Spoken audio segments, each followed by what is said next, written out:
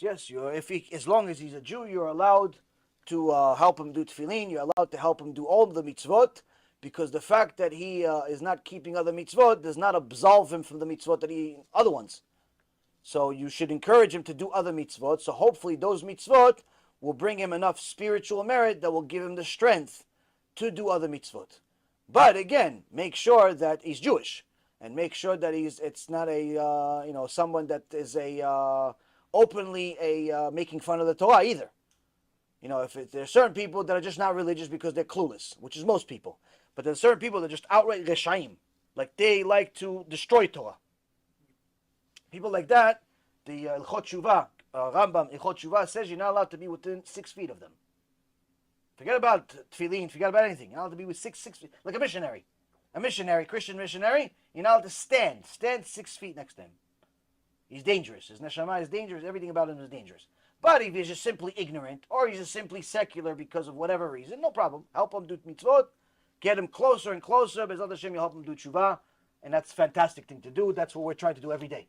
But if he's one of these wicked, evil people that likes to destroy the Torah, go against rabbis, build websites against the Torah and things like that, a person like that, the Rambam writes, even if he comes to you and says, I want to do tshuva, you're not allowed to help him.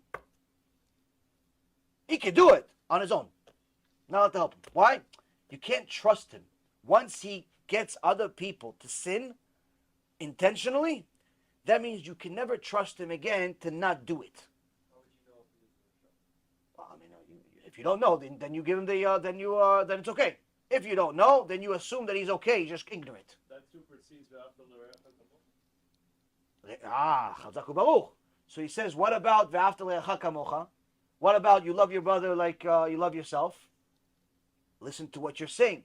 Ve'afta le'acha kamocha. What's re'acha? Your brother. Who's your brother? Shomer Shabbat. A fellow Jew is your brother. A Mechalel Shabbat is not your brother. He's considered an idol worshiper. Somebody that's a heretic is not your brother. He's a heretic. Someone's a missionary, he's not your brother. He's not considered your brother. He's a heretic.